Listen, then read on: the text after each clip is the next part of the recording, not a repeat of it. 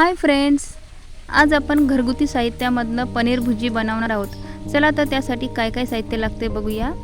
येथे मी अद्रक लसूणची पेस्ट घेतली 1 चमचा, कोथिंबीर 2 शिमला मिरची, 2 टोमॅटो, 4 मोठे कांदे।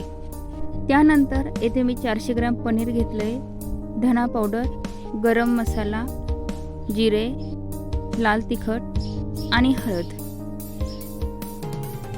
इथे मी गॅसवरती मीडियम फ्लेमवरती कढई ठेवून घेतली आहे। त्यामध्ये भाजीचा एक मोठा चमचा तेल घालून घेतलं आहे। त्यामध्येच आपण अर्धा चमचा जिरं घालून घेतले।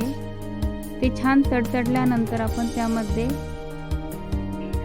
1 चमचा अद्रक लसूण पेस्ट घालून घेणार आहोत। आपण त्याला सोनेरी रंग येईपर्यंत छान परतून घेतलं आहे। त्यामध्येच आपण कांदा घालून घेणार आहोत। कांदाही छान आपण 2 मिनिटं परतून घेणार आहोत। तुम्ही बघू शकताय इथे आपल्या कांद्याला छान सोनेरी रंग आलाय। त्यामध्येच आपण शिमला मिरची, टोमॅटो घालून व्यवस्थित परतून घेणार आहोत।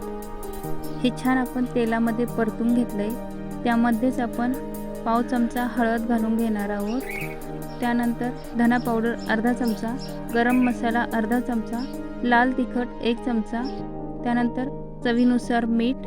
हे सर्व आपण व्यवस्थित मिक्स करून घेऊया। हे सर्व परतते तोपर्यंत आपण पनीर बारीक करून घेऊया।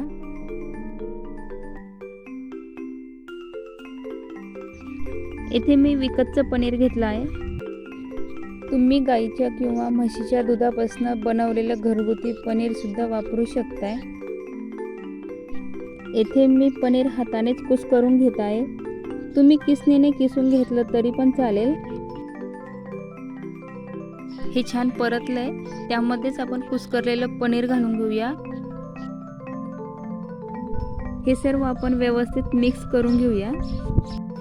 हे आपल्याला फक्त 2 ते 3 मिनिट परतून घ्यायचं आहे। हे आपल्याला जास्त वेळ परतून घ्यायचं नाही आहे, कारण पनीर जास्त वेळ परतल्याने ते सॉफ्ट व्हायला लागतं। त्यातच आपण थोडीशी कोथिंबीर घालून व्यवस्थित मिक्स करून घेतलंय। इथे आपली पनीर भुर्जी तयार झालेली आहे। ती आपण एका बाउलमध्ये काढून घेऊया। इथे आपली पनीर भुर्जी तयार झालेली आहे। तुम्हाला जर आजची रेसिपी आवडली असेल तर घरी नक्की ट्राय करून बघा आणि चॅनलला लाईक, शेअर आणि सबस्क्राईब करायला विसरू नका। थँक्यू।